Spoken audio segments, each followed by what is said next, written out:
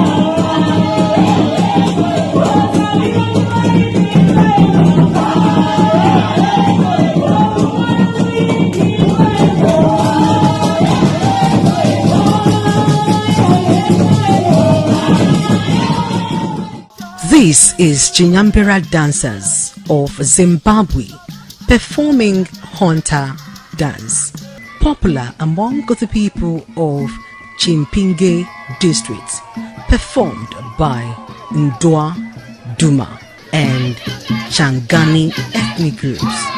The dance is performed for entertainment, especially for social events and festive time.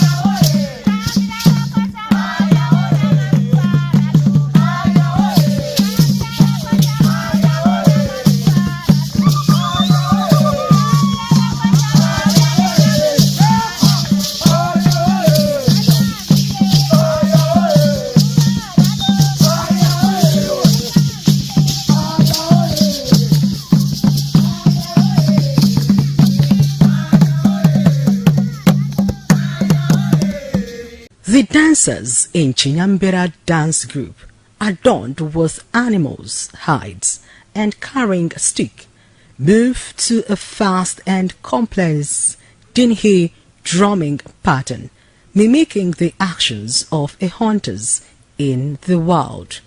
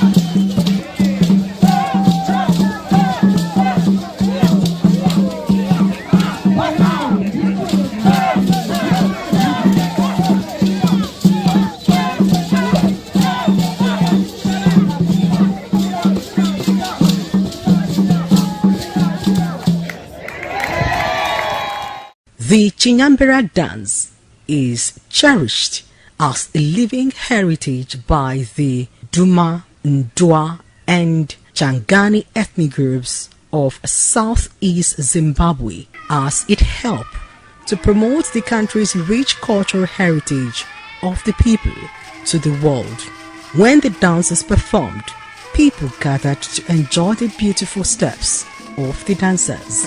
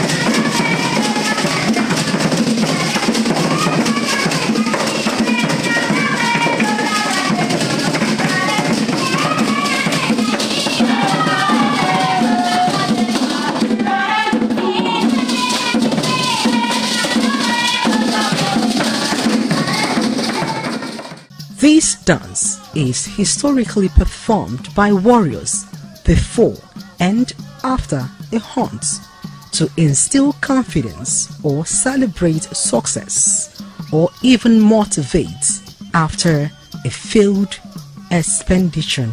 The dance show Africa in true cultural nature as the costumes adorned with African reflection.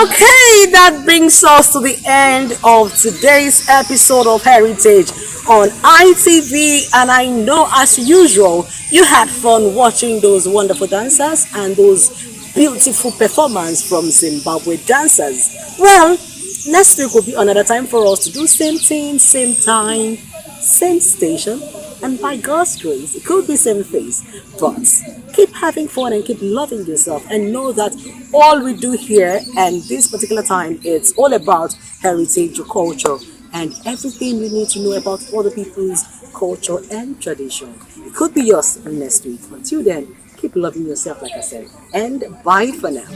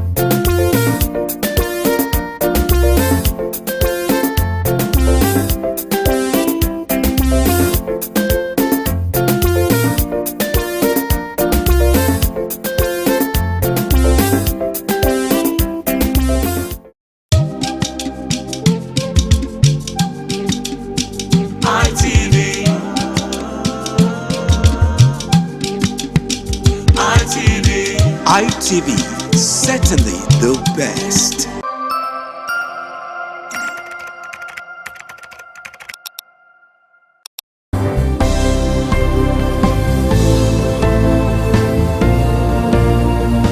Thank you very much for joining us on the program, Healthy Living. What is the kidney? The kidney is an excretory organ in the body, which is for metabolism. Tuberculosis affects many organs in the body, but the common ones it usually affects is the lungs. Epilepsy is a neurological problem. Okay. It is an injury in the brain which causes someone to begin to convulse, to go into fits. It is curable, but the cure is a long-term thing. If you eat well and avoid those risk factors that will make your immunity to be down, then the risk of contracting tuberculosis will be reduced. If you're healthy, then you're wealthy.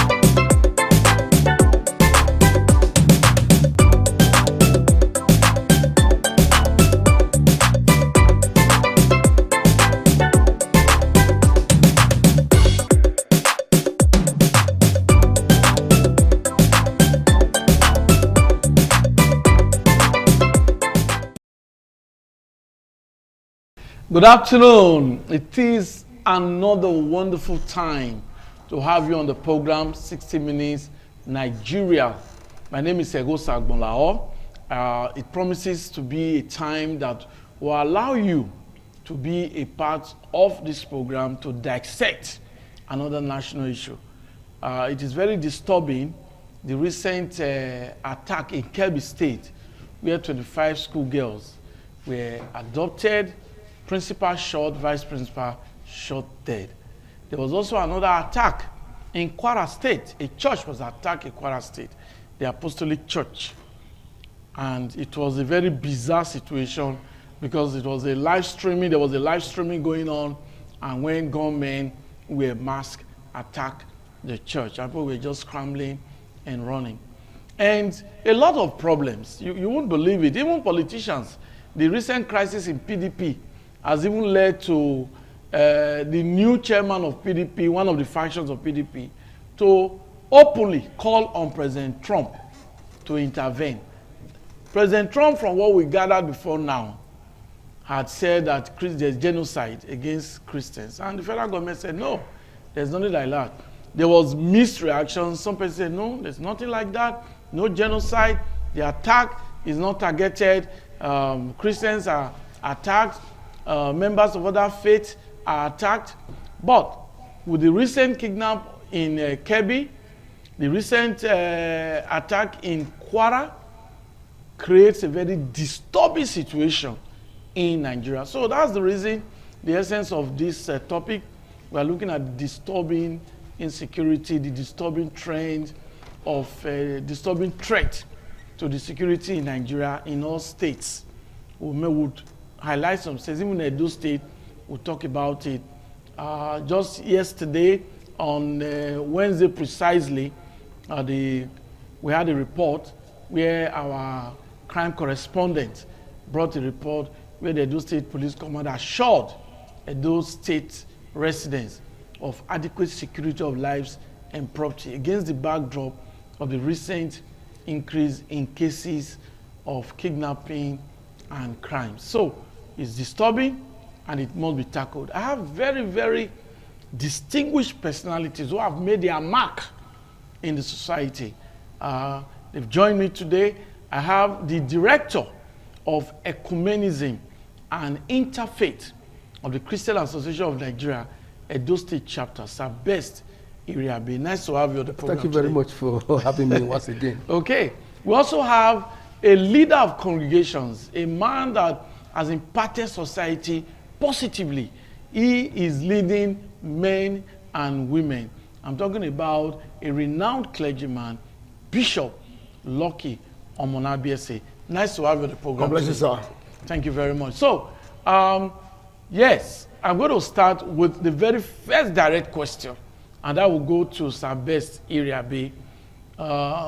Is there genocide against Christians in Nigeria? Thank you very much, Egosa, for having me. Yeah. 10 years ago, 12 years, 15 years ago, we were on this program.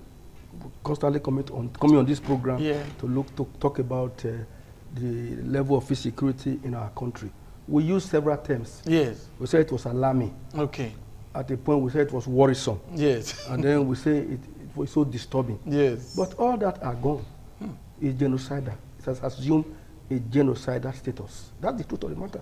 Oh, yes. Because, I mean, you need to call is the real name. That is the name. It has assumed a genocidal status because Christians, particularly, over time, have been targeted. Now, the Chibok girls, you remember, the Chibok community is a Christian community in the far north of Borno. Now, when we talk about Boko Haram, that book, they don't want Western education. And Western education is predicated on Christianity.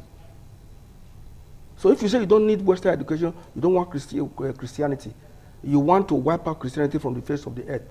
And that is the agenda of Islam. That's the agenda of Islamists.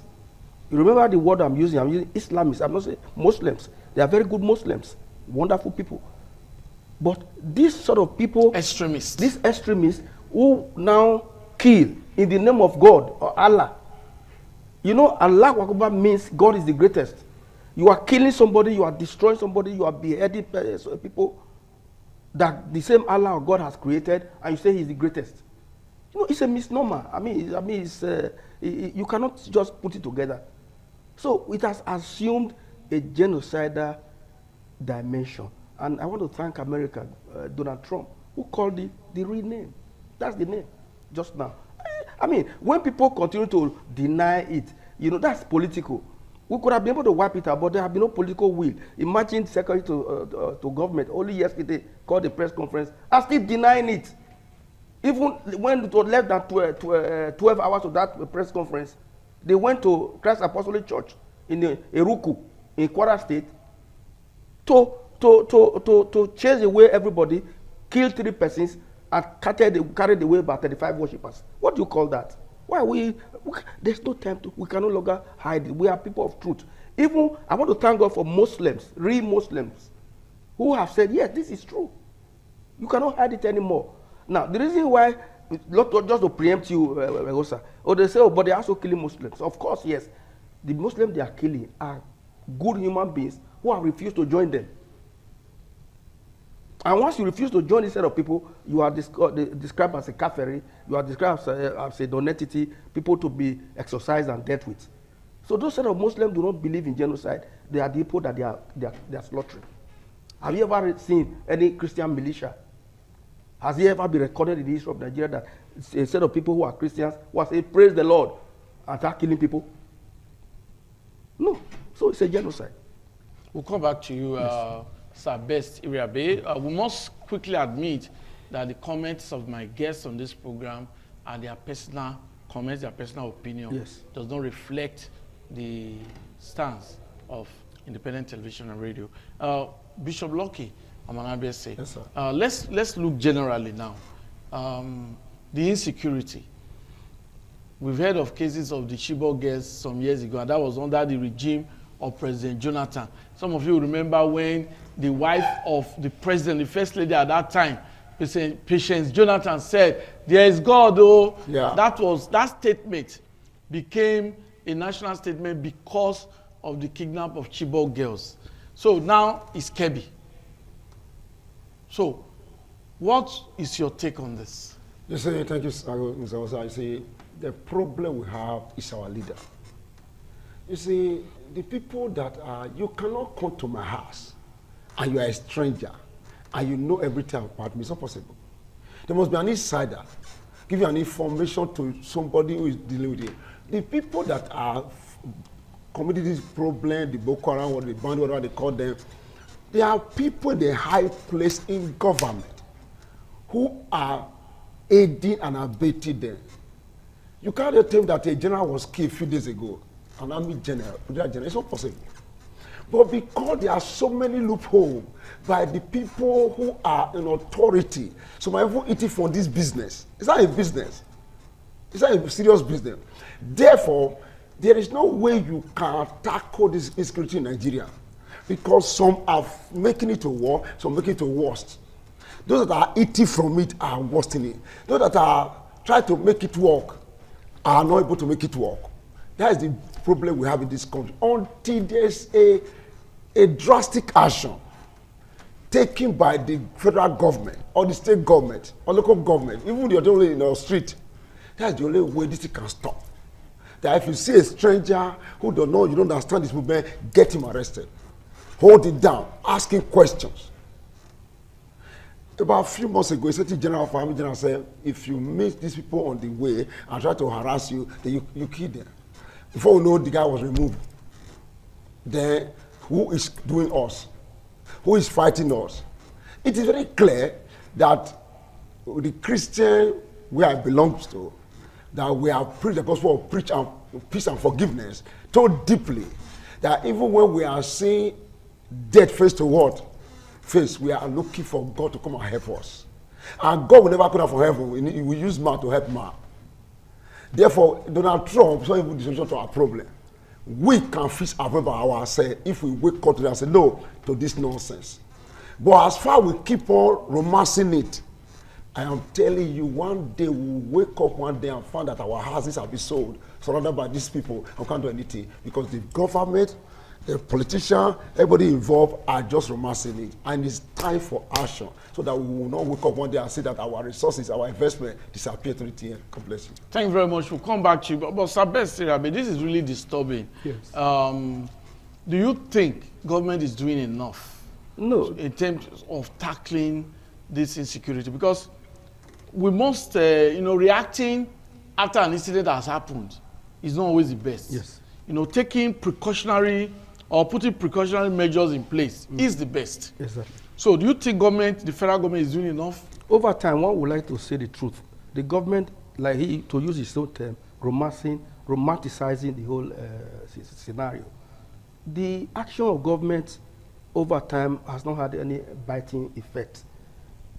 There's no political will to solve. I've listened to retired generals who come on air. Even there was one yesterday on a sister station who was saying that, look, who is Boko Haram?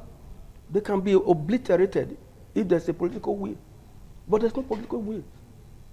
There was a time President Jonathan, you mentioned, raised an alarm that there are Boko Haram people in his own government. It had a banner, a headline in all newspapers in Nigeria that there are Boko Haram officials in his own government. And nobody looked at it, nobody talked about it. So there have been no political will.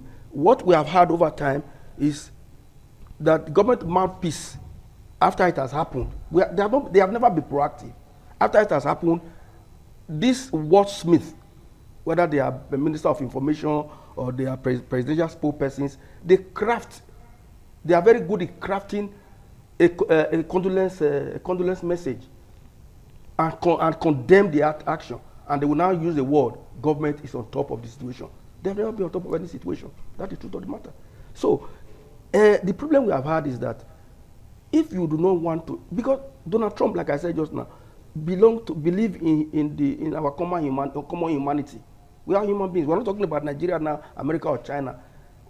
People who believe in our common humanity, they are not happy seeing people slaughtered on a daily basis. And the government of such state will say, we are on top of the situation. Oh, tomorrow we are going to chase everybody out and all that. We have not been having that government ability to say, let's go and do this. What politicians are doing, they are focusing on themselves, how to win the next election. That's exactly what they are doing. They move. You can see now what we have gotten now has assumed a pandemic situation, where even politicians are now even crying aloud. You saw the man you quoted just now, Turaki, telling the whole world, come on, it's not only the fact that they are killing Christians, but now that democracy democracy is going to be wiped out in our country, Nigeria. Look at the politicians, the dramatic personae in the political arena. What are they doing? They are busy sewing clothes, sewing cap, and everything and all that. Everybody want to be a one party. They're reducing Nigeria to be a one party state. That will not help the place. Instead of them focusing on the real issue, they are focused. It's a macabre dance of the absurd. What we are seeing is a macabre dance of the absurd. The dance of absurdity. Where people are being killed every day, you are sewing clothes, you are interested in wearing cap, and thinking of how you are going to win the next election. What an absurd society. What a society that is completely insensitive of what is happening to their own fellow man. We weep for this country. I weep for this country. I weep for this country. Okay. Oh, yes. Thank you very much. Bishop Lucky, now we know the problem is there. It's glaring, you know. So what do you think government should do to really tackle this problem? Because Sabesi Rebe has just said to him, government is not doing enough. So which areas do you think government need to really quick fix? The government to give a marching order. Okay. Have they not done that? No. Okay. See, it's not about talking it. It's not just saying it. Okay. There should be action. Okay. Because result come by action, not by saying it. You can't say anything and it will just remain there. But back with the action, you walk. Even in your own heart, if you just say certain thing and laugh by it, your wife and child will not obey you. But there's some action you put in place that they say, no, if that is corner, there's a problem. Then the government will start putting some action in place. Remove politics. We're not after APC, PDP, whatever. We are after a particular problem. Human beings are dying every day. Look at situation now. Pastors were killed. Christians were adopted inside church service. Look at those people now, children in school, they are being adopted for no reason. Now, if government start taking action, that this is a bill, this is a law, whosoever do this is going like this, and this eye looks like, okay, like recently in our street, I come out there and I said, they say, we cannot wait for government. People don't know you. I'm going to mark up our security guard. Make sure that any strange movement we don't understand, get the person. Whether you have Benin, Isoko, Hausa, we don't care, we don't understand you, will get you arrested. But we want to handle you to police. They will not allow us to be taken away from society. The street is calm. Don't machine that run our street in the night, those days in your here. You don't see machine in the night because we are ready for business. If government can begin to take that action, I am telling you, you will now understand that some people will call Benin, Edo like us, yes, as even part of this business. Because you can't come from Zamfara to my state and know all the local economy. So what is giving you information? But because there's no action, one guy just left our street yesterday. Because we met everywhere. They say the guy want to park. Hey, you go. We don't need you. You go. You leave the street. Let us have peace. We need peace. Because that thing is that have been put in place. You will now understand that some people that are speaking Benin with us, who are speaking Isham with us, who are speaking Auchi and the rest, yes, that they are even part of the sponsor and the informant that these guys are using to deal with us and attack us in our own state. Well, because those things are not put in place, why we don't know who is we are working with. You don't know the next person. But by the time these things put in place, you don't understand that some people, even you think that they are normal, they are the one eating from the system. One phone call, they get a lot. One phone call, they get a lot. After the alert is coming, they will not stop. Thank you very much. We'll come back to you. I hope you are enjoying this program. We are looking at this very disturbing trend of insecurity. It's affecting us. We'll look at the economic effect. We'll look at how it's affecting humanity. We'll just take a holistic look at this very disturbing problem. But that will be after this break. Okay, it is 60 Minutes Nigeria. I hope you are enjoying the program. My name is Egosa Agbonlao, your anchor. I also have with me the director of Ecumenism and Interfaith of the Christian Association of Nigeria, Edo State Chapter, Sabesi Rebe. Thank you very much for your time. Thank you for having me. We also have with us a very respected clergyman and a leader of congregations, Bishop Lucky Omonabiese. Thank you very much. God bless you, sir, for your time. I need to also let them know that Bishop Lucky Omonabiese is also a farmer. he has always encouraged farming. Yes, so Okay, so Besirabi, Yes, now yes. we've agreed that government need to do more than To what step up it's their doing game. now. Yes, yes. President Tinubu refused to travel for an international conference Yes. or meeting because of the security situation, the abduction of 25 students in Kebbi State and the killings in Kwara. Do you think this is the right step in the right direction by President Tinubu? Well, he has done well by staying back, because there's a local parlance, parable, that if your home is not well with it, if it's not well with your home, you can't go to the farm and begin to shout and begin to run up and down. Yeah. There's fire on the mountain. So if he had gone to that place, that would have labeled him, because already they are saying, people have been saying that he's not sensitive to the issue. That would have increased that kind of perception. Now he did well, but let us move beyond rhetorics. Let us give our people a timeline. Between now and the next 6 months, wipe out Boko Haram. When you do that, you encourage the morale of the military need to be boosted. You need to encourage them, very young men in their 16, 17, 18, 20, 19, young people. You need to boost their morale. You need to encourage them. You need to give them the right weapon to face it.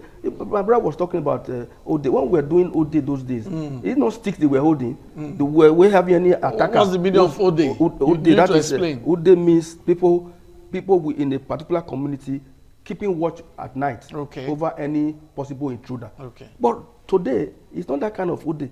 The intruders that have been brought in from Niger, Chad, because of politics, are resident here with AK-47 in the jungle. So are you going to face those people with ordinary sticks? There's nothing you are going to do. No matter what you are going to do, you can't face those people with ordinary sticks. We must call a spade a spade. That was the beginning. No rebuttal account. It's in the public domain. How these people came to Nigeria from different parts, from our neighboring countries. And these people didn't go back. They are now here. They were weaponized. They had the sophisticated weapons. They invaded our forest, and they are there. Who is going to go to meet them in the forest with ordinary sticks or a dang gun, that long dang gun? As you see people carrying dang gun, as I was coming just now, I see some boys vigilante with dang gun. That is a huge joke. Now, first of all, let the government, let everybody in Nigeria say, look, there's a problem. Let government not begin to defend the indefensible. If you kill Muslims, are they not Nigerians? Are they not human beings like us? If you kill Christians, are they not human beings? If you killed practitioners of African traditional religion, are they not human beings? Do they need to be killed? Let everybody agree that there's a genocide. And let us see what can be done to wipe them out. If we are not able, why can't we look for assistance? When Trump never said he was going to invade Nigeria, he said if we cannot longer, he said because they have been, he accused Nigeria of being lethargic, the Nigerian government of being lethargic in confronting the situation. And therefore, if you are so lethargic, let us come and help you to stamp it out. That's what he's saying. He's not coming to invade Nigeria and then Nigeria become part of a state in America. No, that's not what he's doing. Let us ask people for help. Agosa, do you know what we are suffering in Nigeria? We are suffering a debt of practical knowledge. Practical knowledge. That's why we cannot make anything. Now, you are running on gen now or solar or what have you. We cannot fix the electricity in Nigeria. Why can't we go and ask people to come and help us? Is the shame? We can't. There's no water. There are no roads in Nigeria. Let's go and ask people how they are doing it in other places. We go to other climes to see what's going on there. I was coming just now. I stood the red light stopped me around Siloko. The man behind me was blaring. I said, look, we have to maintain the red light. He pulled out and shouted on me, are you the one who will go to change Nigeria? and sped off. But if such a person is in Europe or America, he will obey. So everything is near collapse, total collapse. What we are seeing now is how to win a next election.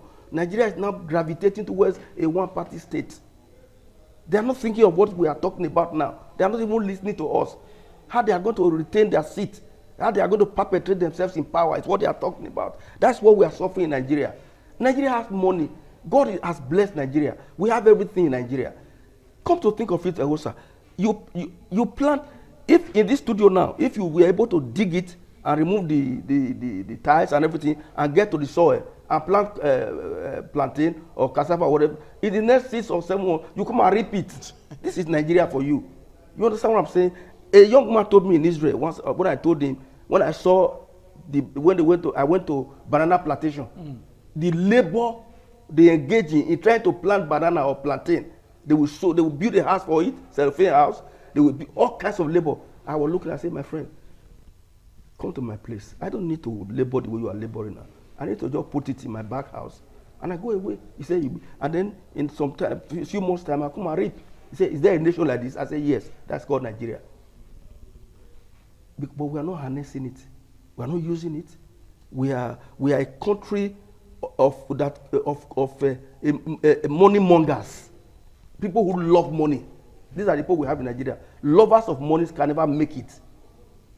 People in Nigeria want to grab, they want to take everything, me, myself, and my generation. They have all the money and all that. That's what their mind is fixed on that. To have all the money under their bed and be spending so that they themselves, their generations to come, will not suffer. Those are the kind of people we have in Nigeria. A people who are morally and financially profligate. Even morally profligate. These are the people we have in Nigeria. Okay, so if we sit down to say, look, this problem, we have identified it, let's solve it. It can be solved. Thank you very much, Sir Besiri Abe. Before we get the comments of Bishop Lucky Omonabiase, we'll take a brief break now. And I must tell you that this disturbing trend, we need to dissect it. We need to evolve solution. Because I believe that government agencies can actually heed advice of my guests. And you never can tell. Could be useful.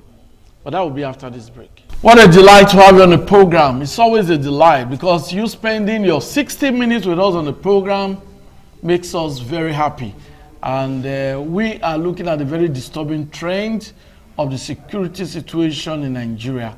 My guests have emotionally made their comments, and I think that government need to do more. But members of the public can also call in and make their contributions. Like we always say on this program, do not use any derogatory language, do not insult anybody, but just make your comments for us to have a good Nigeria. The security situation is really disturbing. How can we tackle it? That's the essence of this program. We are not castigating anyone. We are not speaking against anyone. All we need is a better society for everyone. You need to understand our position. We are not against any religion. We are not against any sect. We are not against anybody. We are just talking about that, about the situation in Nigeria. Nigeria needs to be a good country where people can sleep with their 2 eyes closed, where people can move at night without being afraid, you know, where people can travel without being afraid. Not everybody can pay for flight tickets. So you need to still travel on the road. We need adequate security. So that's the program. You can call in. The phone number will be displayed. We'll allow you to make your comment while my guests continue to provide solution and dissect the topic. Bishop Lucky, now, we've talked about, yes, government needs to do more. Some persons have always said, okay, there's need for community policing, there's need for state police, there's need for state police, there's need for, vigilantes. Do you really think the manpower of the Nigerian police need to be increased through the issue of state police and community policing? Yes. Okay. They have to have state police and community policing with the vigilante, because the vigilante are people that are living in the community who know the area better than any other person. And when those are involved, plus state police, for federal police, with all these people come together with the agreement of the force, you will see that even if they cannot overcome the crime 100%, only 80% will be done. Okay, thank you, Bishop. We'll come to you. Good afternoon, the very first caller. What's your name? Where are you calling from? Hello, good afternoon. Yes, your name, where are you calling from?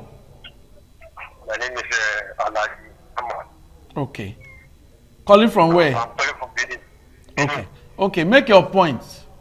I want to commend our speaker in the studio. They have been doing justice to this topic. It's difficult to see one of us. Thank you. issue we are deliberating is a very simple matter. To me, all we are just saying that corruption is the one leading us on this corruption. As I speak to you now, the IG of police of this country, I think we're supposed to retire. This is the first time we have seen the IG who have spent more than 35, who have spent more than retiring age, being appointed by the president to continue living that as illegal IG. So we don't, and they keep on telling us press release. With Nigeria, we don't need press release. We need action. They should be doing this in action. Let us, okay, they're saying Christian or genocide. Christian are dying, Muslims are dying. Are people supposed to be dying in this country? To be blessed to be France. Are people supposed to be dying? We cannot move around again. Most of us used to are just afraid of this being in Nigeria. I don't know why. When we were growing up, this was not like this in the country. Please, we are begging there. We are begging there. And I speak to you now, the current government now, there's only like 2026 in their calendar. If the way they are showing concern on the presidential election 2027, they are also showing concern about this security issue. I think that this time we will be moving freely. So we don't pray to God to save every one of us. Thank you very much. Thank you. I can see the way you are feeling. I told you so many Nigerians are not happy. Like I said, you can also contribute, make your comments so that we can have a good country. Because the future of this country is what matters. Not everybody can japa. Not everybody are even encouraged to japa. If you japa, you leave your country. Who will develop your country? You and I will develop Nigeria. We must stay here. Okay, let's get another caller. Good afternoon. Your name, where are you calling from? Good afternoon, sir. My name is Gabriel from Saple Road. Okay. The question, I thank you so much for handling this program. The question I want to ask you is, number one, what are these people fighting for? What do they really want? If they have been talking to them, oh, let them alone, what do they want? We can see Ukraine, Russia, they are fighting because Russia want to overpower them and take them to their colony. What are they fighting for? Then number two, very important. Why will the president not come out and tell people this is what is going on? Anyone successive leader that come, we hide it. Anyone that come, we hide it. Jonathan was hiding it. Buhari came, the same thing. Now, Tinubu, who said he want to, he want to rule. Why will he not tell people this is what is happening? And my prayer is America should come. It's my prayer, fervent prayer, and God will make them come. I just read online now that he never make ordinary empty threat. That's what that lawmaker who received Nigeria, that when he never received ordinary threat, he must fulfill his promise. God will bring them down to save us in Jesus' name. Thank you very much. Bishop Lucky, the way forward. The way is very simple. Let them have community policing, state policing, out to the federal police, and let them be empowered. Okay, we have another caller. Good afternoon. Your name, where are you calling from? Good afternoon. Your name, where are you calling from?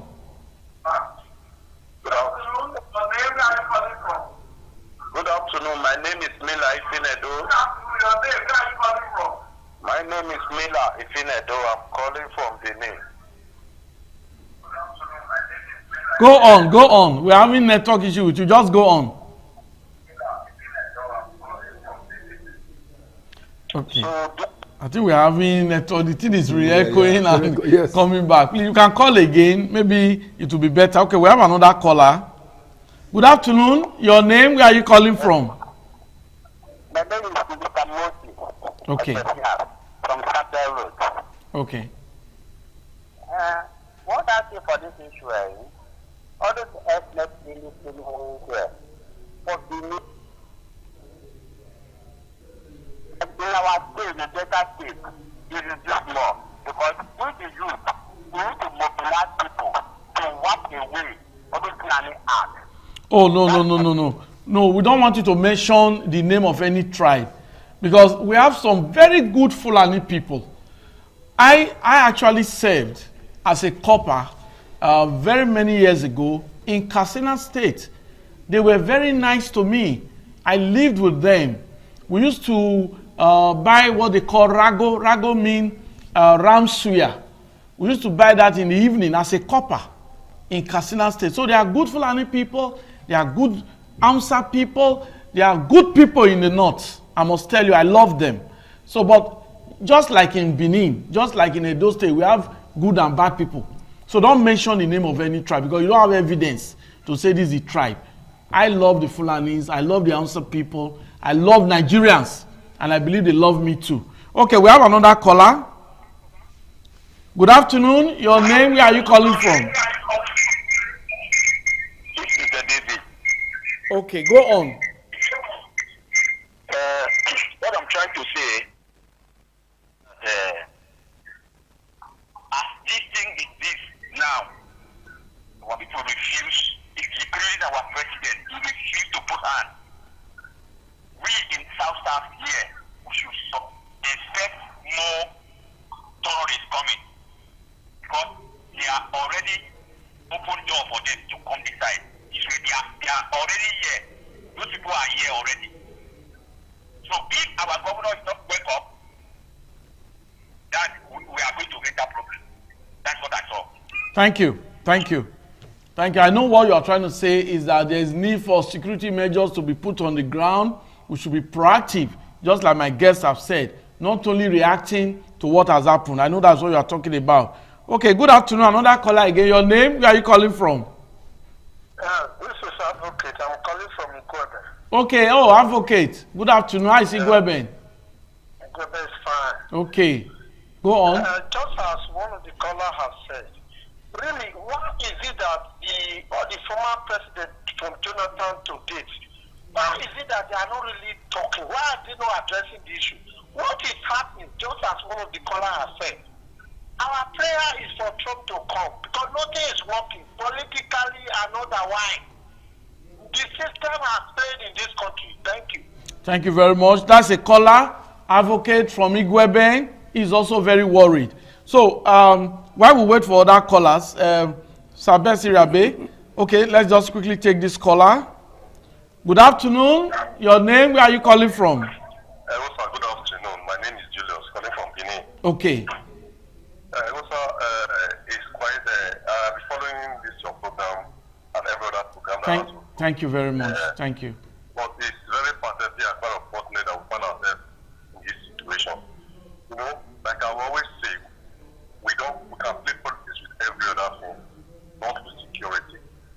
Security does not know order. Insecurity rather does not have coloration.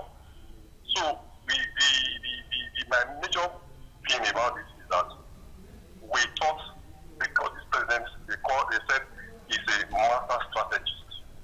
And I expected him to be strategic in all ramifications, especially when it comes to insecurity, not just politics. We know what played out in Johnson administration, how people condemn this man that is unstable. That was what people cost him in the election.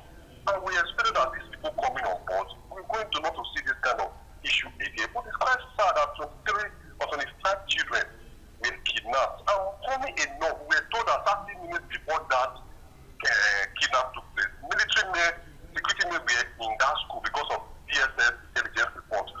Why did they vacate that premise?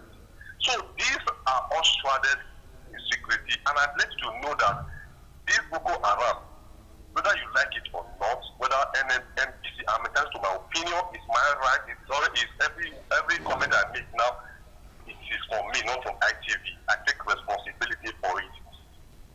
There are people sponsoring this Boko Haram, that is why that's used to go.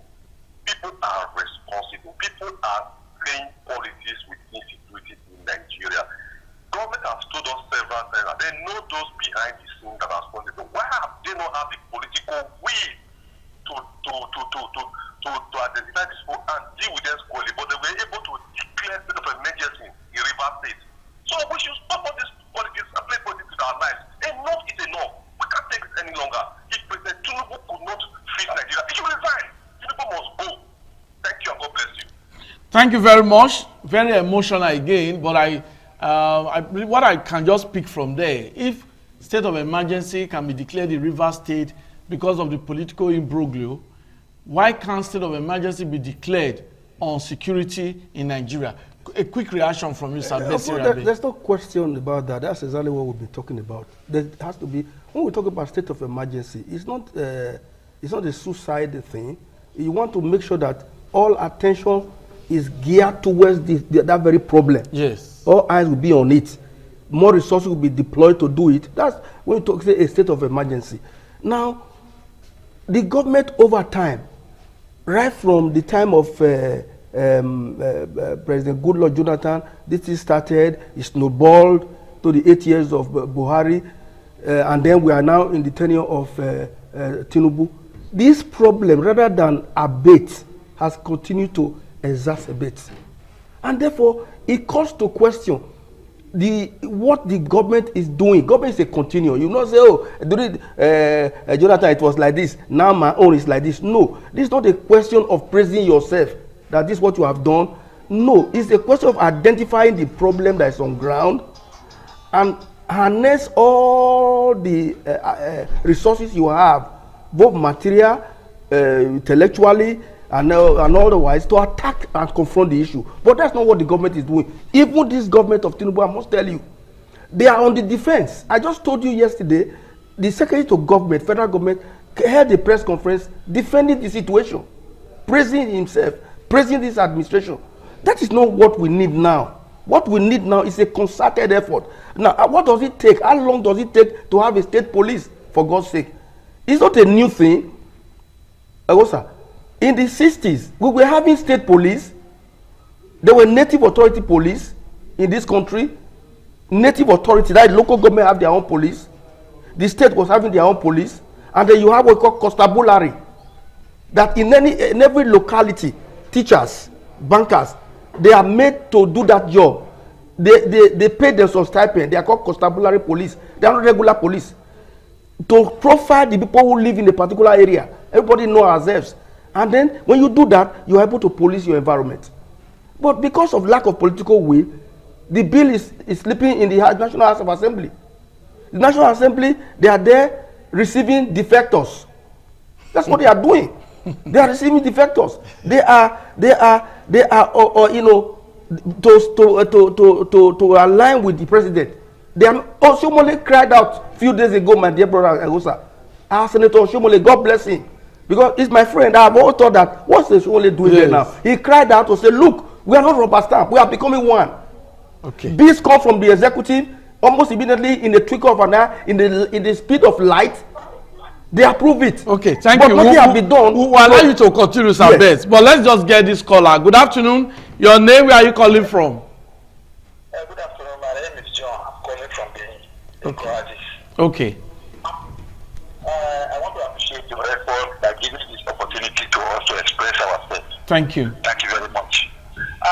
One thing about this insecurity in Nigeria, it will only end when people on top have the will to do the job. They don't have the will. And that for them to stop these things, they need to cut off this security vote. Because as long as there is security vote, governors can pay without questioning. They will always have a way of motivating this thing to reciprocate itself often and often. Because the more the problem is, the more the security vote. I take example of that one. I got this experience from the former governor in the Delta State. I won't want to mention it. If you remember, before Gwaga, then the Joe and the Shekiri, we know how they motivate the system to spend the security vote. Because when there's problem in your community, the security vote will be increased. That is one. And another thing I wanted to use to just express. Please, we need to be proactive, not reactive. I wanted this government to take care of this new Benin as is. Because it is not when it happens they will take care of it. It's too crowded. Thank you. Thank you very much. Thank you. Governor Monday Okpewolo, one of the callers, a member of the society, has just called in to appeal to you that New Benin Aziz in Benin City, Edo State is too crowded and security measures need to be put in place.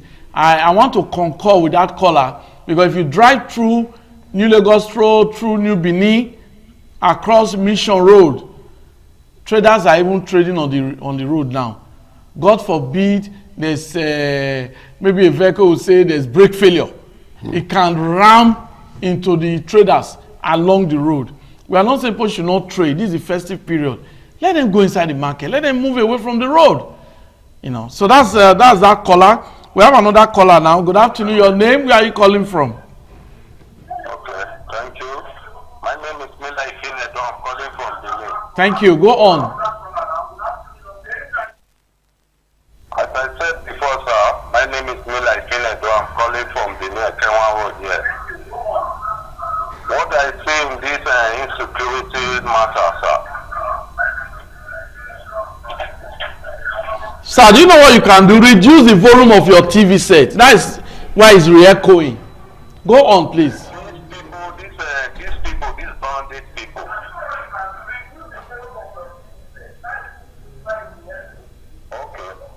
Okay, these bandits in the north side, sir. These people, they call them, they were political thugs. This northern governor used them to run politics without giving them job. They were given guns by these former governors in North to do politics. After they have used them, they dumped them without giving them job. They were born from neighboring countries. They are not Nigeria.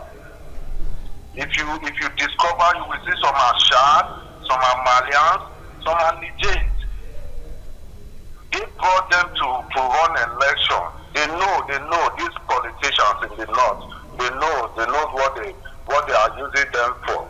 So they should settle them so that they can go back to their various countries. They should not leave them here. That is what is bringing this problem. Okay, thank you very much. Because of time, thank you very much. Thank you. Like we said, the comments of our viewers, it is their personal comment, not a reflection of ITV at all. And one of the callers said it, that it is his own personal opinion. Because some of the comments they make, they don't have evidence to validate their comments. So we need to really make that very clear. But let's just conclude. Yes, sir. Bishop, just a sentence. Tell us the way out. Yes. The way out is very simple. Okay. Get a vigilante, say police, federal police, army, or give them, increase their wages. Okay. Give them modern weapon and encourage them. I tell you, before 6 months, this thing is over. Okay, thank you very much. Concluding comments are best. Yeah, that's exactly what my take is. Let us go beyond rhetorics. Oh, we have done this, we have done the other one. Oh, in the past, when we came, the other government didn't do that. It's not time for blame game. Okay. It's time for action. The security architecture must be rejigged. The security architecture must be well beefed off. And the morale of the military are doing well. Their morale must be boosted. Okay. Pay them good wages. And when you do so, let's call the spade a spade. A caller just now talking about sponsors. Let us not run away with that. Run away from that. There are people sponsoring insecurity, even from the far north. Some people, the other time, they said they were going to publish their names. Government should do well. If they really have those names, National Security Advisor, publish the names of these people and deal with them squarely. Once that is done, you will see Boko Haram and the ISWA will be a thing of the past. If we lack the capacity by way of weapons of war, armament we don't have, we should appeal to places like America, developed countries, to help us with such equipment to completely obliterate this menace. Thank you very much. Thank you. That's the show. I hope you enjoyed every bit of 60 Minutes Nigeria, this week's edition. If you did, keep a date with me by the grace of God. Next week, we'll be looking at another topic that has to do with Nigeria. Until then, have a wonderful weekend ahead. Bye-bye.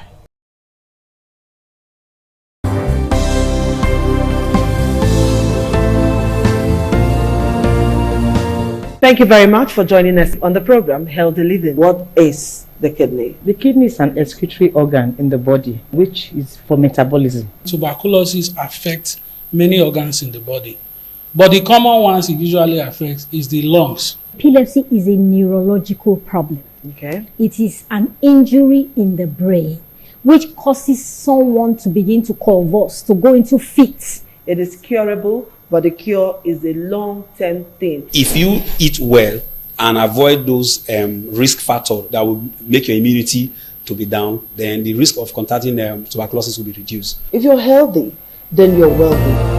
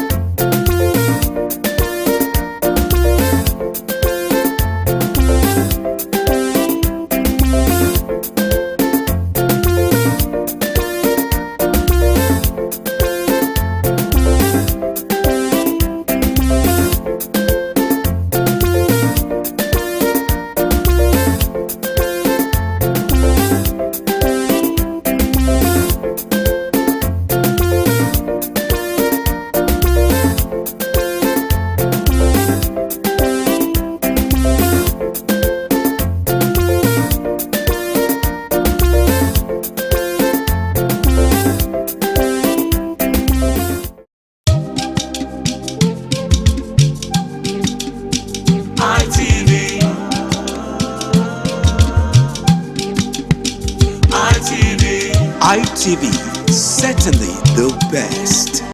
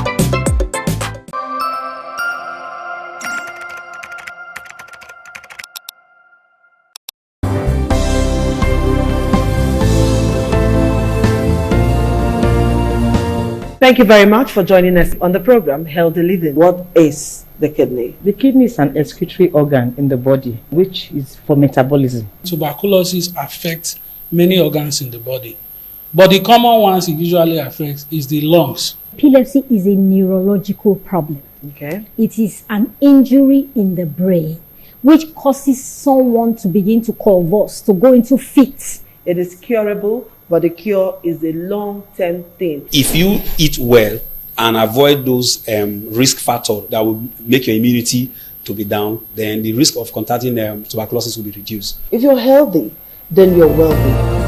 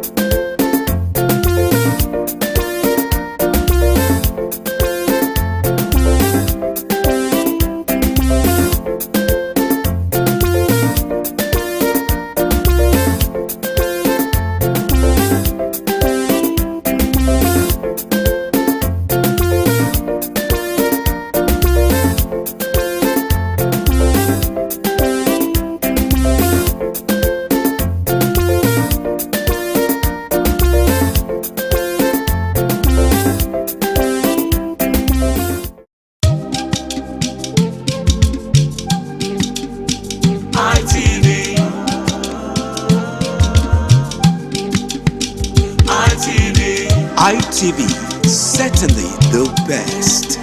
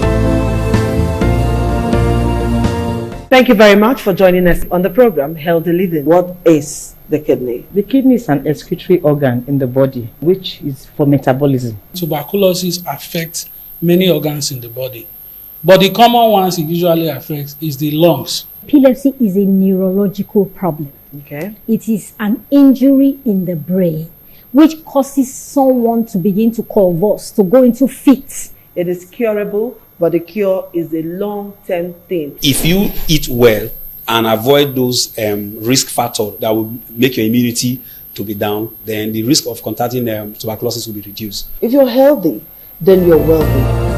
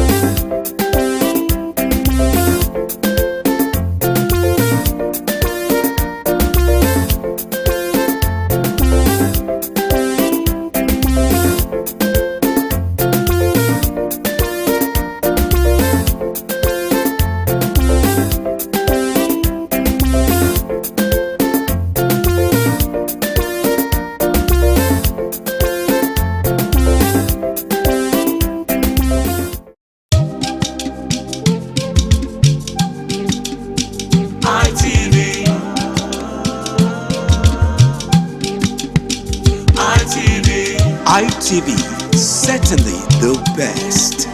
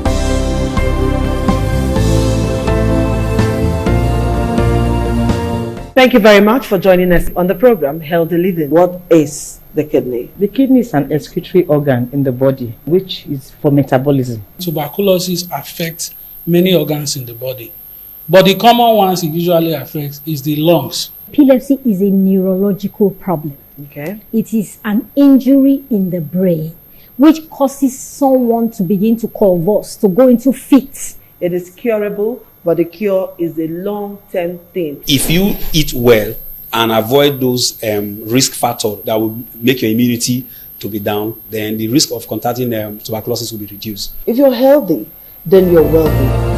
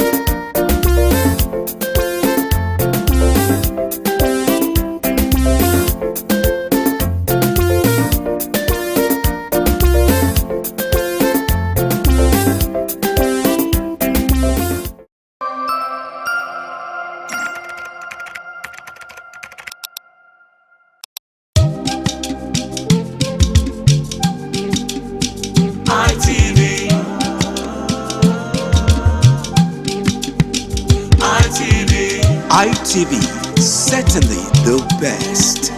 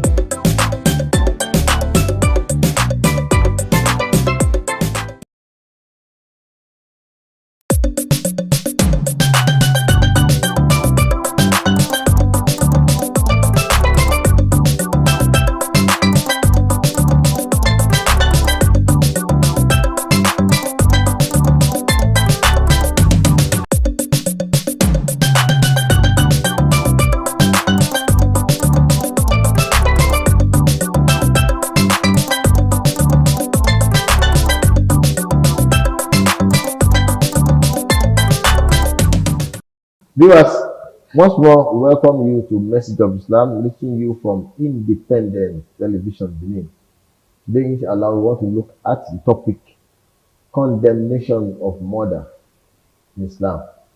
Condemnation of the crime or the offense of murder in Islam. Inshallah, to take this topic, I have with me in the studio this evening. Close to me on my left is Ustaz Sani Abdul Hafiz. Assalamu alaikum. Welcome to the program. Alaikum assalam wa rahmatullahi wa barakatuh. Thank you for having me, and assalamu alaikum viewers. Alhamdulillah.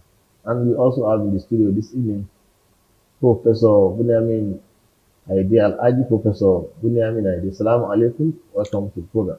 Wa alaikum salam wa rahmatullahi wa barakatuh. Viewers at home, peace be unto you all.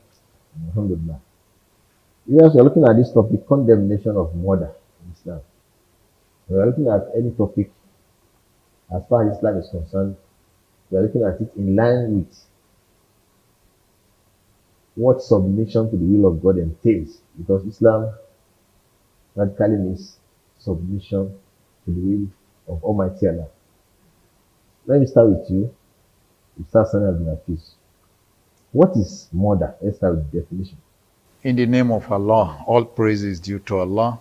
We ask for Allah's peace and blessings upon our noble Prophet Muhammad sallallahu alaihi wasallam. Murder, simply put, in the definition of Islam, is the taking of the life of another person for no just cause and without having the authority to do so.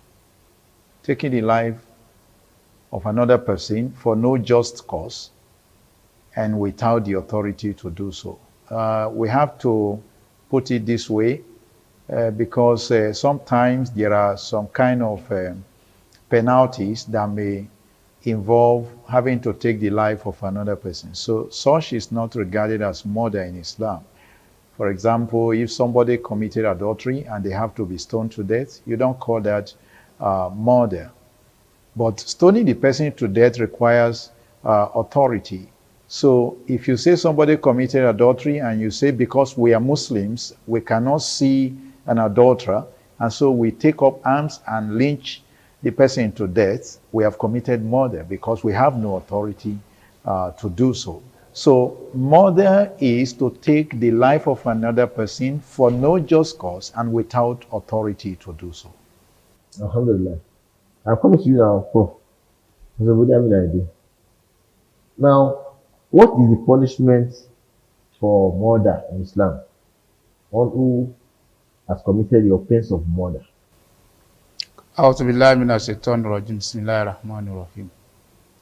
Of course, the definition of murder as far as Islam is concerned has been given by Malam Abdulafiz Sani. In addition to what he just said, before I go to the punishment for murder, the issue of committing adultery, before you can even carry out the punishment, there must be witnesses. Witnesses to say, at least two same men who will not lie. And it's not, adultery is not something that you commit in the presence of anyone. So even when the act had been carried out and the person just came out of the room with a towel or whatever, and it's at that point one of the witnesses see them, you don't have any right to now come out and say you think that is what they went inside to do. So before you even catch the person red-handed or the person's red-handed, it will be very, very difficult. And that is why most times it's left between you and your creator. Now, having said that, the punishment for murder, the moment... The standard of proof in adultery is more than that. Yes. We are required to produce 4 eyewitnesses. Thank you. 4 eyewitnesses. Yes, thank you. 4 eyewitnesses. Now, the punishment for murder is also that the life of the person that has committed it must be taken. And it will not be taken except the family of the person say, well, no problem. So there are 2 or 3 categories as mentioned in the Quran. The murder could be what the lawyers would call the manslaughter, if it is not intentional, just by mistake. And if it is intentional, someone intentionally takes the life of another person and it's established that the person did that intentionally. Such individual, once it's caught, you take the life of such person as well. So the Islam doesn't play with the life of an individual. Even when you say the life of the fetus, who you want to regard as not a full physical human being, Islam takes care of that. So as much as possible, even the life of animals, Islam takes care of that. Because in Islam doesn't allow you to take the life of an animal without you having any need for such animal. So much as we protect the lives of human beings, we protect the life of every living being. Thank you very much. We are looking at the topic, condemnation of murder in Islam. In Islam, life is so sacred. It is Almighty Allah who created us and is the owner of all the life. In fact, you do not have the right to take your own life, take your own soul. You commit suicide, you go straight to the hellfire. We have a lot of misconceptions when it comes to all these things in Islam. If you commit suicide, in Islam, you go to the fire of hell. So Islam has 0 tolerance for the offense of murder. Now, Ustaz Sani Abdulaziz, I'm coming back to you again. Now, in a situation where we have Muslims whose lives are not governed by the Sharia law, which stipulates steep penalties for criminal offenses, what is your take on that? As it relates to murder, when you don't have we have the of Sharia corruption, law, even where you have laws of the land as regards a particular offense? You know, the general rule, whenever the Sharia authority is not in place, more of a rule of alaykum anfusukum. That is, you are in charge of yourself. In charge of yourself to guard yourself and conduct yourself in a way and manner that you don't commit sins. You don't do whatever Allah has prohibited, including committing murder. It's a complex, scenario for a Muslim to actually live in, because there has to be law in place. There has to be the Sharia in place to bring everybody to book whenever they overstep the boundaries of Allah. But unfortunately, where you live in a place where the Sharia law is not in place, the second question will be, is there any law in place at all? If there is a law in place at all, then the law in place has to be followed to protect lives as it relates to murder. Nobody has a right to take the life of another person. The Islamic fights, so to say, that you had in the time of the Prophet ﷺ, at some point they have to be brought to a halt. Bringing them to a halt required coming into agreements, coming into some kind of treaties, some kind of terms of peace. Those terms of peace are, terms that all of us are committed to in order to see that we don't spill the blood of one another. So as long as those laws are in place, the Muslim is also binded by this law that you don't take the life of another person. This is actually how the ulama describe a state that has a constitution. Like Nigeria, for example. It has a constitution. The constitution represents the agreement between all parties that form the state called Nigeria. Whether they are traditionalists, they are Muslims, they are atheists, they are Christians, they are Jews, all of us are captured in this constitution. So that we are all binded by the law of respecting one another, protecting the life of one another, ensuring that there is always peace and there is no crisis. Thank you very much. Now, Professor, I'll come back to you again. We have some countries that have abolished death penalty. Condemnation of murder in Islam. The penalty for murder in Islam is you will be executed if you are found guilty of murder. What is your view on abolition of death penalty?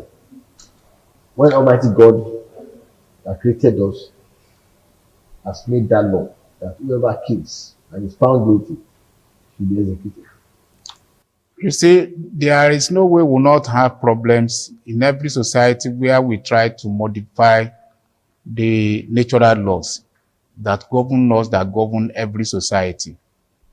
It's one of the ways through which people modify the natural laws. And wherever you have that, will not be far from crisis.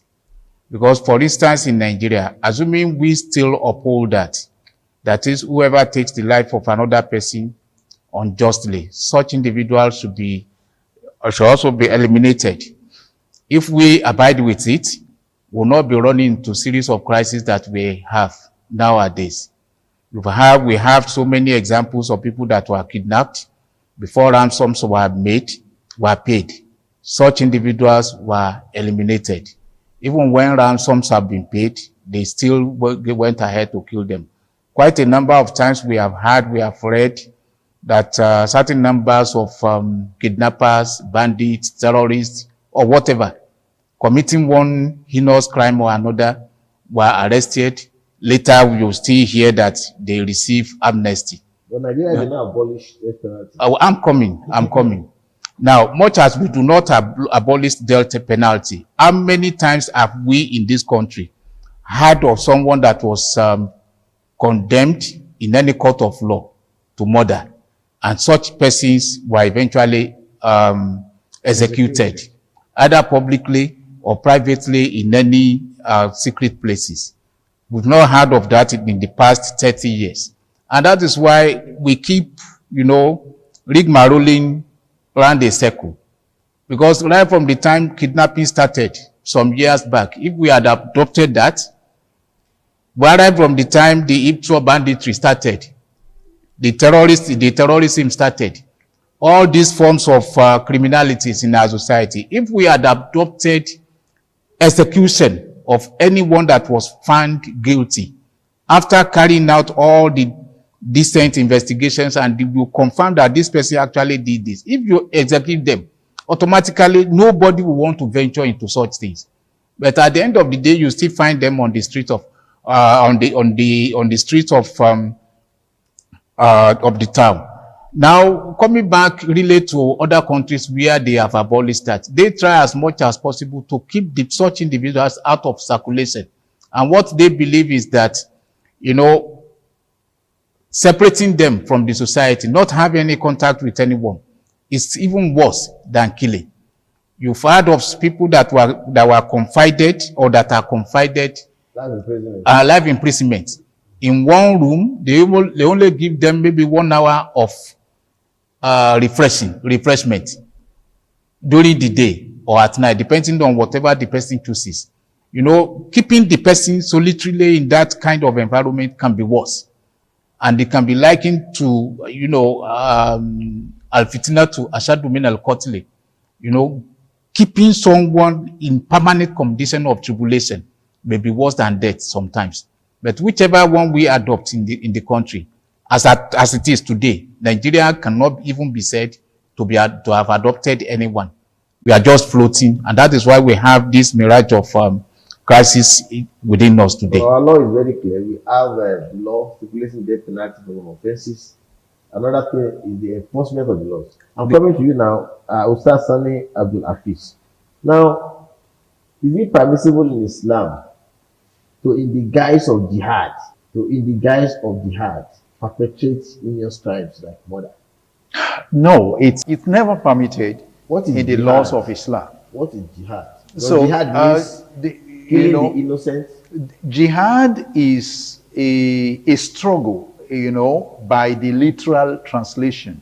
And this struggle can be in any form, which one of the forms is actual fighting. And the way to express it is to say that you are struggling to enforce Allah's law.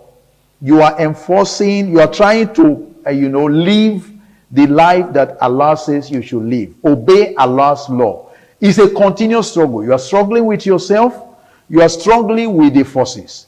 Then you now have it at a point in time where you have forces that feel that you should not even exist because you are a Muslim, that you shouldn't exist. So this is the point at which the Prophet ﷺ was told that you should fight back. Is it part of jihad to be involved in banditry and terrorism? Yeah, you asking the question that what's jihad? That's why we are trying to explain it. It's not.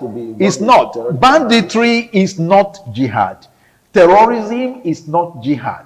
Whatever other forms of crimes people committing, it's not jihad. A police officer who is fighting against the armed robbers, is he not performing jihad? He's performing a jihad because he's trying to, is struggling against disturbances to the society, so whatever you to the community. Everything you do to keep the community safe, peaceful, and progressing is a jihad.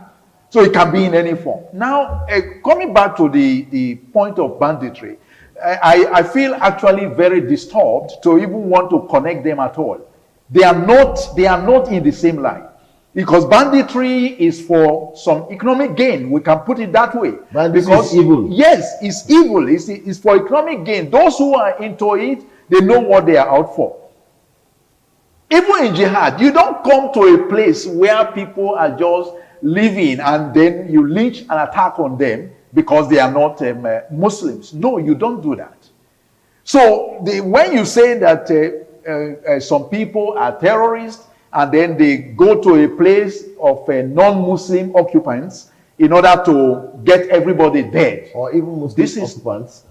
Okay, Muslim. No, normally when you want to talk about jihad, you want to talk about the non-Muslim. That's why you can't call it jihad. Because many of the time, Muslims are involved in what your so-called banditry, terrorism, insurgency, kidnapping. Muslims are involved. They pay the ransom. They lose the lives of their relatives. Mosques are destroyed. Worshippers are maimed.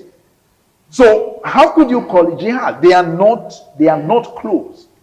They are not the same thing.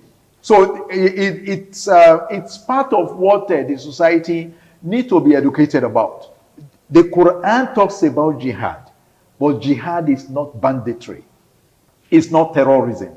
It's not insurgency. It is not kidnapping. It is the Prophet ﷺ fought against Makkans. The Makkans was the home where he was born. He has been expelled from Makkah to Medina. And the people did not only expel him, they took arms to go face him in Medina to say, this man cannot continue to live. Whoever believes in him will be crushed. That was when Allah said, you are allowed to defend yourself, to defend your life. And so it is part of jihad to defend your life. Prophet said one tradition. That if a thief attacks you, you should fight him. And the companion asked, how about if he kills me in the course of the fight? Prophet says, you will go to paradise. He now said, how about if I kill him? Prophet says, if you kill him, he will go to the hellfire. So jihad is from the word jahada, to strive, to struggle. But it has to be a positive struggle. Striving in the cause of God. And God is good. And God is not evil. Saving a life. Part of jihad. As a medical doctor, you are called and you left your home at midnight, rushing to the hospital to save the life of that accident victim. That is jihad. Jihad is to struggle, to strive in the cause of God. Nigeria has been declared or was declared as a country of particular concern, and we are also hearing allegations of Christian genocide. What is your take on that? Well, of course, when you look at the word genocide as applied to what we have in Nigeria, it's not only our Christian brothers, sisters that one can say are the victims of genocide in Nigeria. Because look at the issue of kidnapping, the issue of terrorism, banditry that we mentioned earlier on.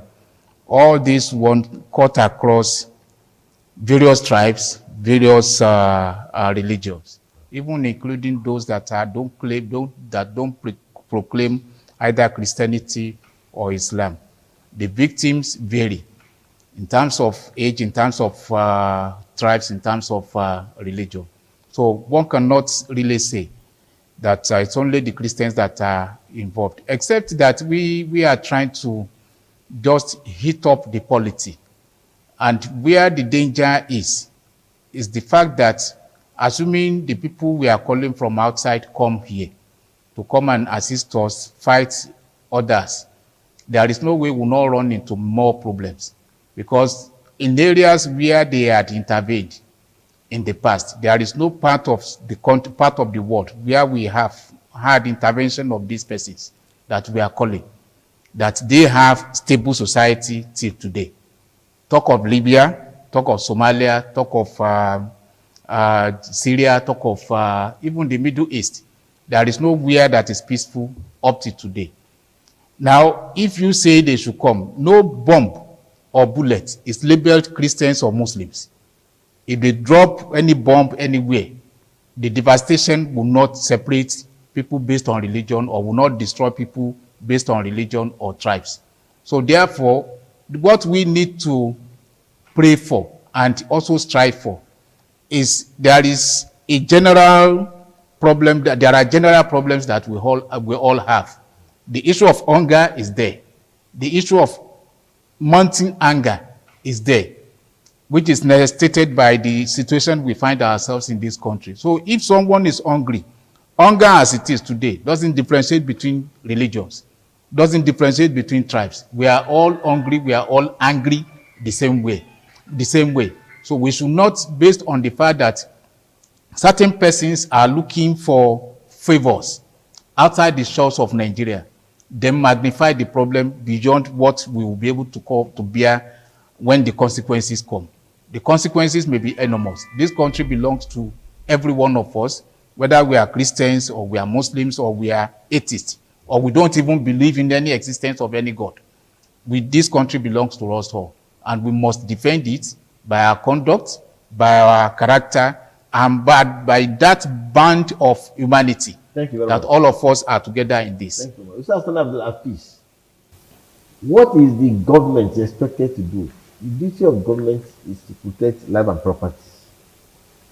Among other The duties. government, among everything they have done, which is striving to see how much they protect life and properties, we can only say that more should be done.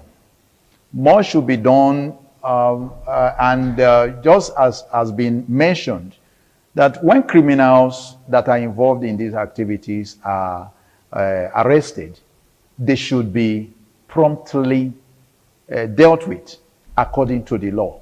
And when Allah mentioned about punishing the adulterer, let some of the people witness their punishment, so that it will be shown that the one who lost a life will know that the person that killed my person has been dealt with. That will serve as deterrent to others. Thank you very much, viewers. We have been looking at the topic, condemnation of murder in Islam. Islam has zero tolerance for murder and for all criminal activities. In fact, Islam is very, very strict when it comes to punishment. You steal, your hand is amputated. You commit adultery, you are stoned to death, or you are given 100 strokes of the cane if you commit fornication, if you are not married. You commit murder, you are to be executed. You commit banditry, your hand and feet at alternate sides is to be cut off. Then you can be banished from the land. Very severe punishment we have in Islam, the Sharia law. But when you have Muslims whose lives are not governed by the Sharia, then it becomes a matter of concern. Banditry, terrorism is not part of Islam. Jihad means struggle, to strive in the cause of God positively. And we should all try as much as possible to let all hands be on deck to make Nigeria and the world at large a peaceful place, especially as Muslims. Thanks for coming. I've added Professor Bunyamin Aide, and thanks for coming, Mr. Sani Abdul Hafiz. Thank you too. Al-Adi Al-Amin Alao. We have joined us again next week. Assalamu alaikum wa rahmatullahi wa barakatuh. Wa alaikum assalam wa rahmatullahi wa barakatuh.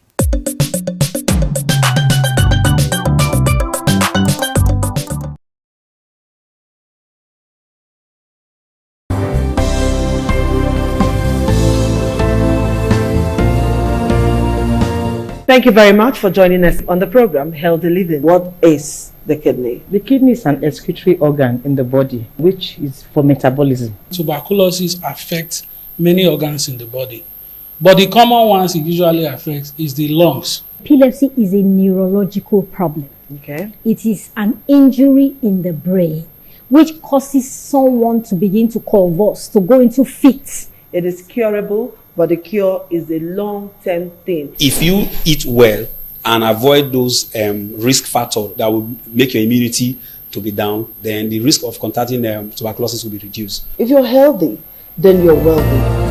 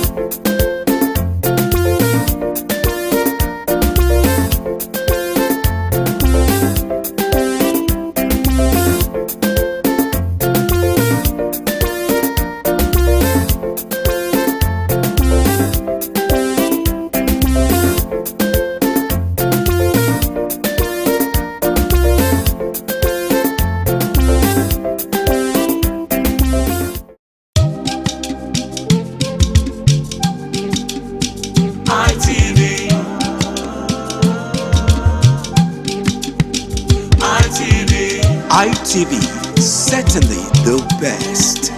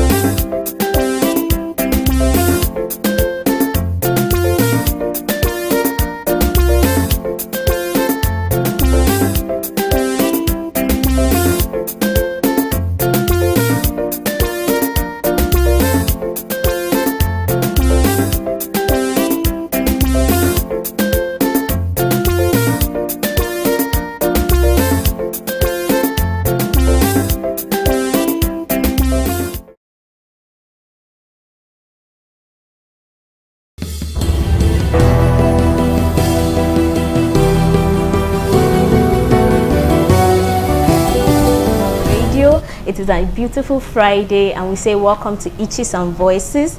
And in case you're joining us for the first time, Itches and Voices is brought to you by NAVID, Network for the Advancement of Persons with Visible Disability. And today we'll be continuing on our series, Love, Relationship and Disability. It's been an amazing series so far and we've had 3 guests. Mr. Igwe making it our 3rd now, and we've been discussing on love, moving aside from our usual Edo State disability law, rights advocacy and inclusion. And of course we have our amazing sign language interpreter that will be doing justice to our hearing impaired audience, and Miss Cynthia Godwin Aya. And we also have an amazing guest with us in the studio today, Mr. Igwe Friday. Welcome, Mr. Igwe Friday. Thank you so much. It's nice having you here. Thank you, it's a pleasure. And also, I think it would be nice for us to dive right into the topic for today, which is love, relationship, and disabilities. And before we go on, can you tell us a bit about yourself so our audience viewers can know you a little better? Okay, my name is Igwe Friday, like you already introduced. Okay. And I am a lawyer by the grace of God. Wow. And I'm a member of NAVID. Oh. Yeah. That's amazing. And I got to find out that you recently got married. How is the wedding life going for you? Well, we just entered the club, so we are still trying to study the very unique club. Okay, that's amazing. And for our topic today, which is love and relationships, now what does love and relationship in general mean to you personally? Because it's a topic that I feel like everybody loves to talk about, everybody loves to engage in. So what does that mean for you personally, if you can explain to us? Okay, all right. I like the fact that you said you use the words, what it means to me personally. Yeah. Because to me, love has no universally accepted definition. So it depends on how you perceive it as a person. Yes. And how you perceive it depends on your experience. And I believe that it has nothing to do with disability. Very true. It has nothing to do with disability. So your relationship with people will determine whether you are going to enjoy that that beautiful word called love. Yes. So to me, I think love is a gift from God. You understand, that given to mankind irrespective of your status in the society. So it now depends on how you handle it. So to me, love, and no matter how you look at it, and no matter who you are, love has, should I say, has very key component to me. It has what I call intimacy. Yes. It also has what you call passion and commitment. So no matter what you are, if you have experienced love, you must have those three components in place. Okay, thank you very much. You made mention of something that love is the same regardless of disability or not, without having disability. So I want to ask a question. So we had a guest last week and she made mention of disability and love for those for people living with disability. It's not the same for everybody. It is a little bit difficult for some to find love, and it is easy for others to find love. And she mentioned like the deaf community, that some of them get married earlier compared to other clusters in the disability community. So what do you have to say regarding that? Do you believe that it is difficult to find love in the disability community, or you think it's a personal thing? Okay, like I already established that love to me is what you think it is. You understand? And your experience will not determine what you see love as. So but I do not think, like I said, I do not think that it has anything to do with disability. But that does not mean that the guess you had has no had no point. But the truth remains that it has nothing to do with disability, because like I earlier stated, it has three components, which is passion, intimacy, and commitment. As long as you have blood flowing through your veins, you understand? So if you can experience those three things, it means you have love. And the thing is that it depends on how you, like, if you can show care, you understand? If you can show care to the next person, the person that you are actually in relationship with, of course, and that person can return that same care. Of course, yes, like you're already experiencing love, so it has nothing to do with. So it depends on how you manage it as a person. So how you manage it will now, I mean, whether you are going to find it very difficult to have love, and whether you are going to enjoy such love. So it has nothing to do with your personality. It has nothing to do with your status, and it has nothing to do with your disability. So that is what I feel. Okay, so will you say then that those in the disability community that find it difficult to find love, will you say it's based on their person and their belief? It has to do with their person and how they relate with the next person, because it involves mutual trust and care. So you cannot, because you have one form of disability or not, does not take away the fact that you have to show the other person care.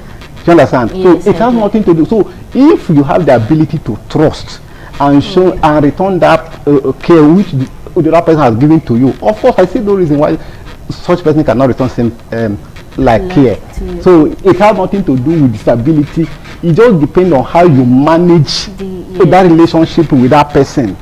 So I think it has nothing to do with disability. That's my opinion. And I think I've picked a few things from what you've said now. You made mention of passion, you made mention of trust, and you also made mention of commitment. And I think intimacy, So I think one thing I've gotten from that is that if I am, or a person living with disability should first of all trust the person that he wants to get into a romantic relationship with, and then therefore disability will no longer become a barrier. Okay, now let's see, you cannot fall in love with somebody that you have not interacted with or seen. Right? Very true. So if you are talking with somebody, for instance, and let me say this before I continue, I think some of those persons that has this impression actually, I would say it is a societal thing. Yes, because if you have not come close to me, if you have not come close to me, because people will see you from a distance and conclude that this person will not be able to love. So if you don't come to me, and there is no way I can extend that care, intimacy and commitment to you, if you don't know me. I don't even understand. Yes, I do. And that's why I say it depends on how you manage it, because you can only manage somebody who is close to you. So if you fail to manage it, that's the way you will begin to say, okay, maybe it was difficult for you to get love. Because if you are interacting with somebody that you have not met, at that point the person would not be able to detect whether you have one disability or not until you are able to. So it is a society. It is a societal something. Do you understand? Because if I can talk, I can be communicating with you for 5 years without letting him know if I have one disability or not. And there is no way, as long as I will be able to express that love to you. So yes, so that's what matters. That makes sense. And the society, I feel like society Yes. brings a stereotype sometimes. Exactly. Because you've not met someone with disability and you just And feel like, just yeah, they feel conclude that, sorry and they yes, cannot find yes. love. And love is for everybody. For everybody. Everybody wants to So that's why I fall in started love, by yes. saying that it is a gift from God. God, yes. And when God gives that gift to mankind, God did not say, okay, this one will go to person with disability and this one will go to persons without disability. So Yes. love is a gift to mankind, so you can enjoy it depending on how you view it. Okay, let's dive a little more personal to you. Okay. So you're married, sir. Yes. Your wife, is she with or without disability? It's without any form of disability. disability. Oh, wow, yes. that's amazing. So, Yes. sir, before you got married, in your Yes. dating phase, Yes. did you date a person living with disability before you got married? I never dated A anybody. person. Wow. You see, I feel like society sometimes make it seem like persons with disability should either be married Yeah. or date a person with disability and not come close to people without disability. And that's okay. Sorry. And it's no, sir, and it's very nice for us to see now that it should not be like that. And you said you've never dated, you did No, I not never- date no, I any never person with disability before Not getting at married. all, yes. Wow. So, sir, talking about a little bit to your wife now. Okay. When you guys were getting married, did like family come as a barrier within that period? Okay, like I said, if you don't go close to someone, Yes. we will not be able to know whether this person has the ability to express love Oh, no. or not. And love is not just about mere words, I love you. It involves those three things that I mentioned earlier. If you can show that commitment to a woman, the woman will forget automatically that they have one form of disability or not. All right? So when we started, to answer your question, when we started, she saw me somewhere and she was the one that approached me. Wow. And when we started, she went home to inform her parents that this is the kind of person she was about getting married. Yes. So such, you know, like, so it was like, are you sure you're going to cope? I didn't say a word. I didn't even go with her. Wow. So she now told the dad that, Father, I've seen this person. I think you see what I'm saying. Like, like I have to go close to the person. That I've seen this person and I know what I am going. Yes, I know this person and this is exactly who I want. Wow. So I didn't say anything up till now. So at a point she came to me and began to tell me that some of her friends have been telling her that how are you going to cope with somebody with disability? And at a point she got angry. And then I told her, I said, you don't need to get angry. That's because if you have not seen me and somebody approach you that, please, I want you to get married to this person, you'll be very angry. So you have come close to me and you saw something. Yes. You understand? So you don't need to blame others because they don't know me, they don't come close to me, and they don't know what they have. So that's what that was it. We have to cut it short a little bit All right. because so far the conversation has been going amazingly well in the studio, but we have to go on a real quick short break, and when we get back we'll continue the conversation with Mr. Igwe. Thank you.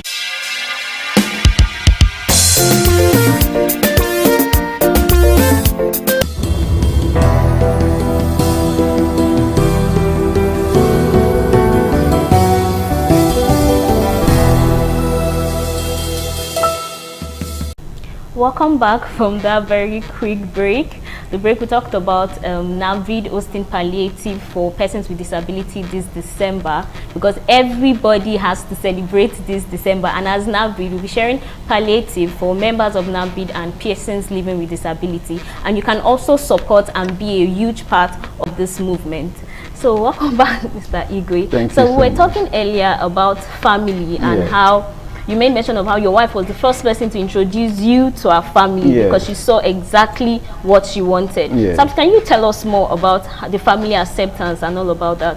Okay, like I stated earlier, when she went to inform her parents, I didn't go with her.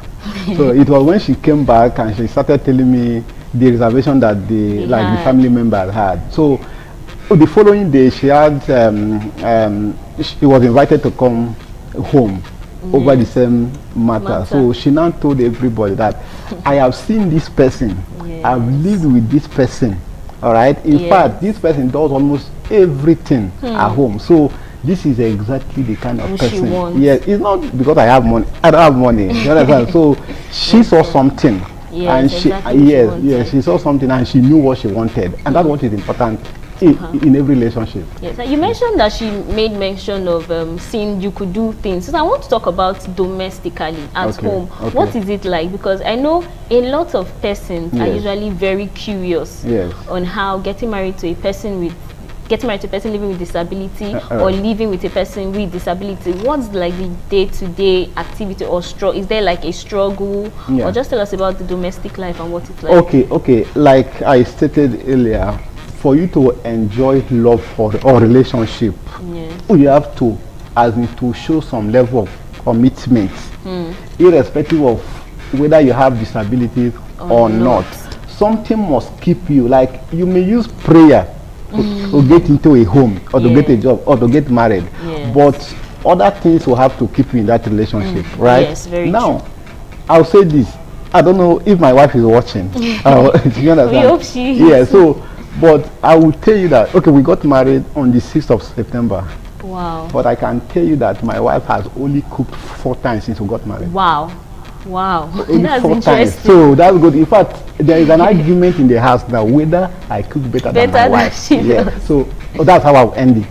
That's interesting. It will not look as if my wife is not cooking for me. No, not at all. We love the fact that this made me quite happy because I love the fact that you're also very involved. Yes. And this is something that even persons without disability argue. Yes. You see men without disability that do not even want to cook for their wife. Okay, and yes. it's different now. Of course. So yesterday I was at the High Court, like with a colleague, and we were discussing about family matters. So yeah, I told him that for like since we got married, that my wife had only cooked in that house for that. He said, he said he will never try it as long as like he's married, that he will never go to kitchen. So it is an individual thing. So how you, if you know what to work in your marriage, you just do it. That makes sense. Whatever works for you. This is so for love. It's more of a personal thing, that's why not any commitment. disability that's come with it. And even for couples or persons without disability, they have to still be commitment, because if not, the marriage or the relationship will not work. So commitment is the main very and the important. principal And thing. it was one of the things that my wife saw before he liked me, that I could do. You know, once a woman sees that she's coming to your house to add more problems, stress, she understands, it will not come. True. I wash my clothes myself. Wow. So understand, sometimes when I see that my wife is very tired, I help her to clean the bedroom everywhere. Wow. You understand? So it is something must you must show some level of commitment. You don't need to let her know that she's coming to carry all the stress. Yes. Well, and I think that's one thing a lot of people are afraid of, coming into a marriage and carrying all the burden by themselves. And I think we should divert a little bit from the home and let's talk about like in society. For instance, are you a Christian? You're a Christian. I am a Christian. So what was like it for members of the church? Were they open to the marriage? Were they supportive, or were there objections here and there for you in church? I was personally, before we got married, a pastor of the church actually liked me very well. You understand? He knows my capability. So and the daughter is also a member of the church. So it was something that everybody was actually looking happy. So you understand? Even though there might be some side talk, he's getting married to somebody there. So, but I can tell you that, in fact, that day, everybody, like the whole hall, was here. So it is something that everybody actually was happy about. Yes. Oh, thank you. So from that, we know that nothing is don't be afraid for what church will say, what family will say. Mr. Igwe's story is a perfect example that disability is not the first thing. It is first commitment that counts. We'll begin on another short break, and when we come back, we'll say more about the topic.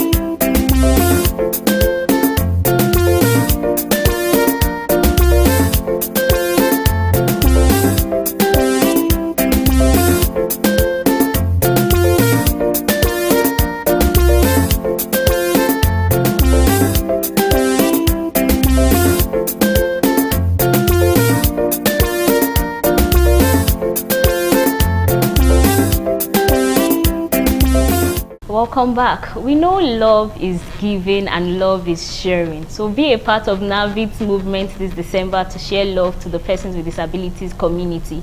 You can support us by sending funds to the account number we displayed before. You can visit us at 34 Arosa Street off Sankomba Road.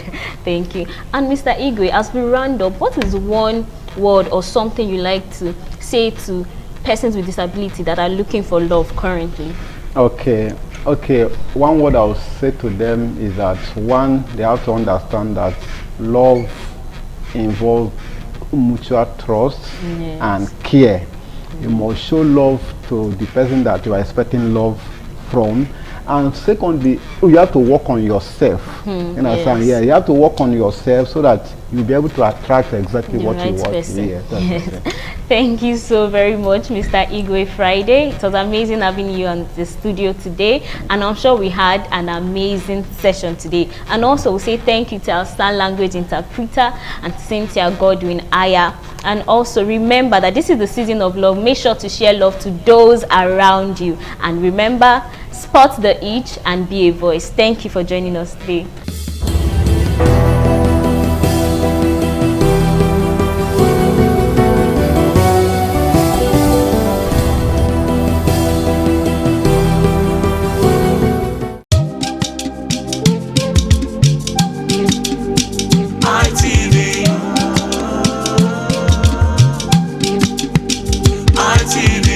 ITV, certainly the best.